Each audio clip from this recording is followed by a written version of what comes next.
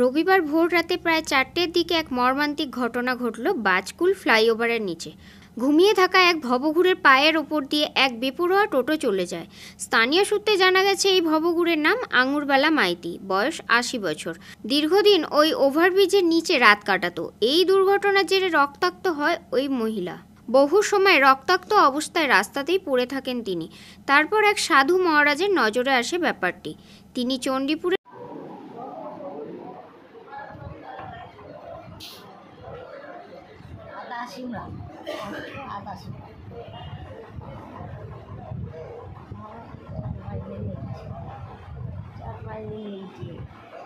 चार पाँच दिन आगे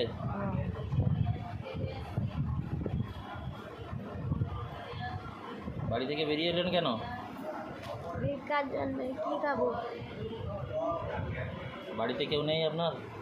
সব আছে। ও যদি একটু জল নেই দেয়, চা নেই দেয়, তাহলে খাবো, রান্না খাবো কি? রাঁধতে পারিনি। আপনার বাড়িতে কে কে আছে? বাড়িতে সবাই আছে। বাড়িতে সবাই বলতে ভিন্ন মেয়ে। আপনার ছেলে মেয়ে কজন? 3 জন ছেলে, 2 জন মেয়ে। উত্তরপ্রদেশে তো হয়েছিল। ওই বড় মেয়েটা আছে, ছোটটা মারা গেছে। আপনার ছেলের নাম? রামপদ মাইতি বড়টা, সব তো কেরাই খোটা কাউকে দেয়। তোর বাপের সম্পত্তি হলে তুই একলা টাড়িয়ে নিবি, কাউকে খোটা দেউনি। তাইলে আমার বাপের ঘরের সম্পত্তি তোর অধিকার কি আছে? ঝপ করে এসে টাড়িয়ে নিবি। বাপের ঘর নন্দীগ্রামে। বাবার বাড়ি নন্দীগ্রামে কোথায়? শ্রীকৃষ্ণপুর গ্রাম। নন্দীগ্রামে শ্রীকৃষ্ণপুর গ্রাম। কাদের বাড়ি? মন্ডল বাড়ি। বাবার নাম বলতে পারবেন? সর্বেশ্বর মন্ডল মারা গেছে। আপনার ভাই? ভাই ভাই নারায়ণ মন্ডল 24 পরগনায় আছে, ও গন্ধ হয়ে বুঝে আছে। বসন্ত হয়ে আজ দীর্ঘদিন চোখ গন্ধ হয়ে বুঝে আছে। এই সম্পত্তি রেজিস্ট্রি করতে গেছিল, কিন্তু আমি জানতে পারছি নি যে কবিও রেজিস্ট্রি করতে গেছি। বিপ্লব মণ্ডলকে খবর দেন। তৎক্ষণাৎ বিপ্লববাবু অতি দ্রুততার সাথে ওই হতভাগিনীকে এরাশাল ব্লক প্রাথমিক স্বাস্থ্যকেন্দ্রে ভর্তি করেন।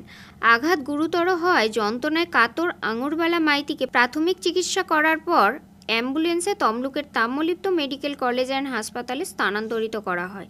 এই ঘটনায় এলাকায় চাঞ্চল্যের সৃষ্টি হয়েছে। টোটো চালক পলাতক।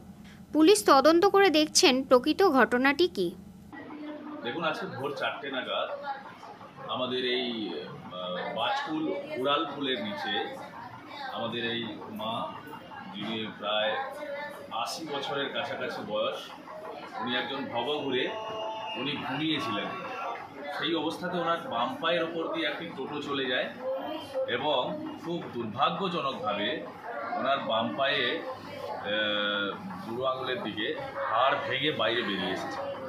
আমাদের ইস্কনের একজন প্রভু আমাকে ফোন করলে আমি জানতে পারি, তৎক্ষণাৎ ছুটে আসি আমাদের এই চণ্ডীপুর ব্লকের এরাশাল ব্লক প্রাথমিক স্বাস্থ্যকেন্দ্রে, এবং এখানে এসে দেখি উনি যন্ত্রণায় কাতরাচ্ছেন এবং প্রচণ্ড রক্তক্ষরণ হচ্ছে।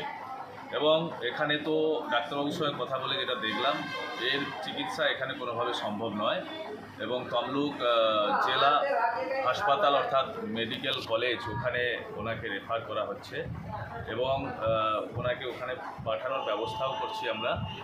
তৎক্ষণাৎ আমরা খবর নিই এবং ইনি কোনোভাবে মানসিক কোনো রোগী নয়। ইনি আসলে ওনাকে ওনার বাড়ি থেকে নাকি ওনার ছেলেরা বের করে দিয়েছে যেটা শুনলাম, তবে আমরা ভেতরে খবর জানি না। ওনার 3 ছেলে 3 বৌমা আছে, যার নাম হচ্ছে, ওনার নাম আঙুরবালা মাইতি, বাড়ি আদা শিমুলিয়া, সবং থানা, এবং স্বামীর নাম গোপাল মাইতি, বড় ছেলের নাম রামপদ মাইতি, এবং আরও 2 ছেলে এবং 3 বৌমা বাড়িতে আছে। 2 মেয়ে উত্তরপ্রদেশে বিয়ে দেওয়া হয়েছে। এবং আপনাদের মাধ্যমে আমি জানাতে চাই যে এই ধরনের আপনার চোখের সামনে আপনার এলাকায় প্রচুর ঘুরে বেড়াচ্ছে। কিছুদিন আগে আমি নিজের উদ্যোগে ঘাটালের একজন মাকে, একজন ভদ্রমহিলা যার 70 তদূর্ধ্ব বয়স, আর তাকে তার ছেলেরা অনেক মিসিং ডায়েরি করার পরেও খুঁজে পাচ্ছিল না। প্রায় 4 মাস পরে আমাদের এই চণ্ডীপুর ব্লকের চৌখালিতে উনি বসেছিলেন। ওনাকে ওনার বাড়িতে পৌঁছে দেওয়া হয়েছে। বাড়ির লোক ভীষণ খুশি, এবং এই ধরনের ঘটনা যদি এই ধরনের লোকজনকে আপনারা দেখেন, অন্তত কথা বলুন। সবাই কিন্তু মানসিক ভারসাম্যহীন নয়। আপনার বিবেক থেকে আপনি কথা বলুন, দেখবেন সে তার পরিবার, তার পরিবারের মানুষটিকে ফিরে পাবে। আপনারা আসুন, সেবা কাজে এগিয়ে আসুন, ব্রতী হন, সমাজকে সুস্থ রাখুন, এই আহ্বান আপনাদের মাধ্যমে রাখি। ব্যুরো রিপোর্ট, খবর BCBS।